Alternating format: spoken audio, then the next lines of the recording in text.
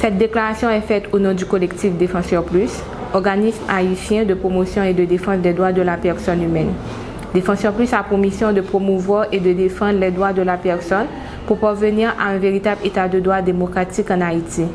Cette déclaration se porte sur le droit à la sécurité, spécialement le droit à la vie et à la dignité humaine. La question du droit à la sécurité n'a pas été spécifiquement abordée lors de l'examen précédent d'Haïti.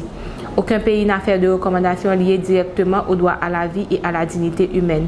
Toutefois, l'UKRAIN a formulé une recommandation liée au renforcement de la police nationale d'Haïti, qui est l'institution chargée de garantir la sécurité sur le territoire national. L'Argentine, les États-Unis d'Amérique et l'Égypte ont formulé des recommandations liées à l'impunité, qui, elles, favorisent l'insécurité. L'Argentine et l'Angola ont formulé des recommandations visant les déplacés internes, situation qui existe actuellement à cause des affrontements de gangs armés.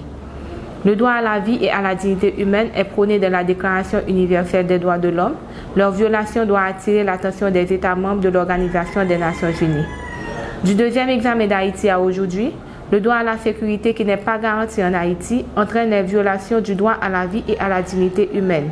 Ceci englobe des milliers de cas d'assassinat et meurtres par balles, lynchage, lapidation et autres, dont l'assassinat du président de la République, M.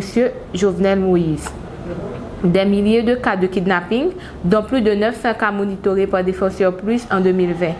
Des disparitions de personnes presque toutes les semaines qui se propagent sur les réseaux sociaux par leurs proches désespérés, ainsi que le trafic et la traite de personnes qui existent sur le territoire national avec parfois l'appui de certains politiciens, comme l'exemple du trafic et la traite des femmes vénézuéliennes à Péguiville, commune de Pétionville. De plus, à cause de la terreur que sèment les gangs armés, en juin 2021, l'on avait comptabilisé 8600 personnes déplacées, fuyant la violence des gangs dans les quartiers populaires. Ils se retrouvent dans l'obligation de vivre dans les sites d'hébergement alors que la pandémie Covid-19 exige la distanciation physique.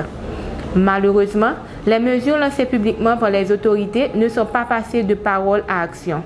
La Commission nationale de désarmement, de démantèlement et de réinsertion avait estimé à peu près de 500 000 armes à feu illégales en Haïti. Aujourd'hui, on arrête de les compter. Afin de garantir le droit à la sécurité en Haïti, nous demandons au groupe de travail sur l'EPU de recommander au gouvernement haïtien de procéder à un vetting au sein de la police nationale d'Haïti, de procéder à l'arrestation des individus armés qui sèment le deuil et la terreur, ainsi que leurs fournisseurs d'armes et de munitions, d'établir des mesures de contrôle plus strictes dans les ports, les aéroports et les douanes. Je vous remercie et reste disponible pour des informations supplémentaires.